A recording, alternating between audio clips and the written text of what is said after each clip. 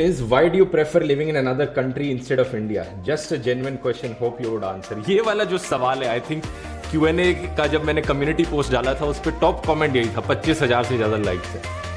तो देखो दोस्तों, बात कुछ ऐसी है कि जब मैं जर्मनी गया था, मैं 17 साल का था, पढ़ाई करने के लिए गया था, और करीब 2 साल बाद मेरी मुलाकात हुई यूली से, और फिर वहीं रहते रहते जब मैं पढ़ाई कर रहा था, मैंने यूट्यूब पर काम करना भी शुरू कर दिया था। कुछ साल बाद ओवर टाइम मैंने अपने आप से सवाल किया कि क्या वापस इंडिया शिफ्ट हो जाना चाहिए या नहीं होना चाहिए, लेकिन कई सारे पर्सनल और प्रोफेशनल रीजंस फिर सामने आए। जैसे कि एक कारण ये था कि मुझे लगा अब मैं यहाँ पर काफ़ी एडजस्ट हो चुका हूँ अच्छे से, और अपना काम भी अच्छे से कर पा रहा हूँ, क्योंकि ये काम ऐसा है ऑनलाइन कहीं से भी हो सकता है दुनिया में रहते हुए।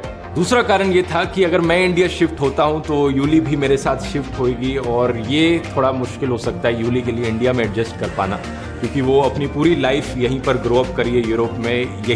यहीं का क्लाइमेट, यहीं की इन्वायरमेंट उसके लिए ज़्यादा कंफर्टेबल है, और इंडिया जैसी कंट्री में शिफ्ट होना उसके लिए एक बहुत बड़ा कल्चर शॉक हो। तो यही सारे पर्सनल, प्रोफेशनल और कुछ प्राइवेसी रिलेटेड कारण हैं। सारे कारण मैं आपको वीडियो पर बता नहीं सकता, लेकिन इंडिया में मैं ना सही, इंडिया तो मेरे दिल में है, और इंडिया में आता जाता भी रहता हूँ। शायद फ्यूचर में इस सवाल पर दोबारा मैं विचार करूँगा कि इंडिया में दोबारा सेटल हुआ जाए या नहीं। अभी के लिए कुछ कहना बड़ा मुश्किल है। ये वैसा ही सवाल हो गया, लोग पूछते हैं, चाहता हूँ, कई बारी मुझे लगता है आना चाहिए, ज़रूरत है, कई बारी मुझे लगता है नहीं, इतना बड़ा सैक्रिफाइस करने की क्या ज़रूरत। तो अभी कहना बहुत मुश्किल है। फ्यूचर में हालात बदलेंगे, फ्यूचर में मेरी मोटिवेशन शायद बदल जाए, और ये ऐसी चीज़ें हैं जिन्हें कुछ शॉर्ट कहा नहीं जा सकता फ्यूचर के लिए। अच्छा, वैसे इससे ही एक रिलेटेड सवाल कई लोग पूछते हैं कि भाई अगर तू इंडिया में रहता नहीं है तो इंडिया के बारे में वीडियोस क्यों बनाता है। ये एक बड़ा ही स्टूपिड सवाल लगता है मुझे।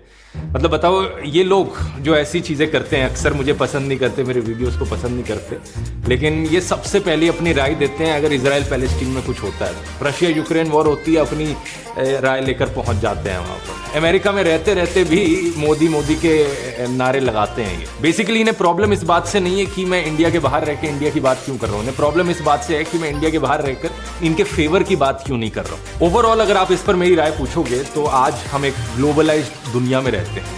एक दुनिया के कोने में कहीं पर कुछ होता है, उसका असर अक्सर दूसरे देशों पर भी पड़ता है। अगर अमेज़न रेन फॉरेस्ट वहाँ पर जलाया जाता है और ब्राज़ील की सरकार वहाँ कुछ नहीं करती, उसका नुकसान पूरी दुनिया को सहना पड़ता है। हम एक ही प्लेनेट पर रहते हैं, इसलिए मेरा मानना है कि दुनिया में कहीं कुछ भी हो रहा हो, हर किसी को हक है आवाज़ उठाने का, अपनी राय रखने का।